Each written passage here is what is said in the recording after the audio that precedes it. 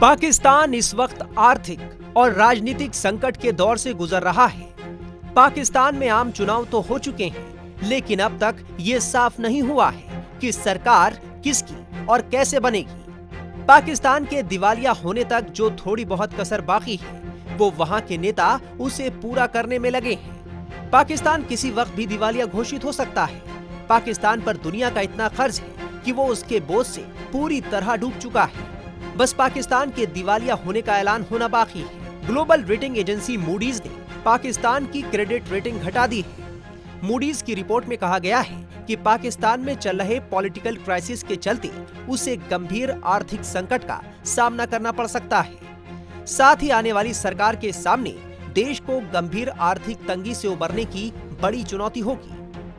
Moody's ने दावा किया कि राजनीतिक अनिश्चितताओं के चलते पाकिस्तान की नई सरकार को अप्रैल में IMF यानी अंतर्राष्ट्रीय मुद्रा कोष से नए कर्ज के लिए संपर्क करना मुश्किल होगा, क्योंकि उस पर पहले से ही 49.5 अरब डॉलर का कर्ज है। पाकिस्तान को IMF ने पिछले साल ही जून महीने में 3 अरब डॉलर का कर्ज दिया था, जिसकी 9 महीने की अवधि अब खत्म हो रही है।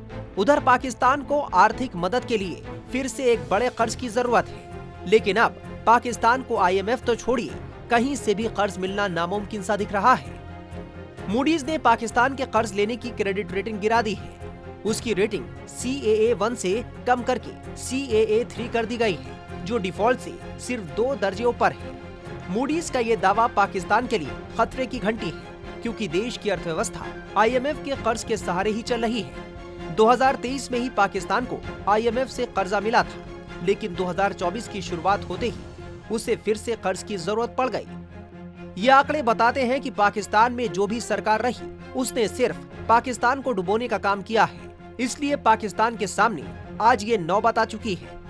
पाकिस्तान का 1 रुपया भारत के 30 पैसे के बराबर है और 1 अमेरिकी डॉलर की कीमत पाकिस्तान के 277 रुपए के बराबर पहुंच गई है।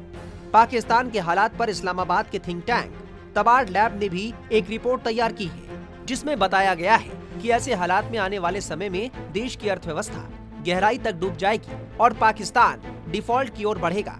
पाकिस्तान के लिए इस चक्रव्यूह से बाहर आ पाना मुश्किल होगा। पाकिस्तान में आर्थिक संकट ही नहीं, वहाँ राजनीतिक तौर पर भी अस्थिरता है। यहाँ 8 फरवरी को आम चुनाव हुआ था, लेकिन अब तक सरकार नहीं बन सकी है। हालांकि 20 फरवरी को पाकिस्तान पीपल्स पार्टी और पाकिस्तान मुस्लिम लीग नवाज में गठबंधन सरकार बनाने पर सहमति की बात सामने आई थी, लेकिन अगर वहाँ ये सरकार बन भी जाए तो उससे पाकिस्तान का कुछ भला नहीं होने वाला। नवाज शरीफ की पार्टी हो या फिर बिलावल की पार्टी, दोनों ही पार्टियों के नेता भ्रष्टाचार के गंभीर आरोपों का सामना कर रहे हैं। टाइम्स नाउ नवभारत डिजिटल की रिपोर्ट।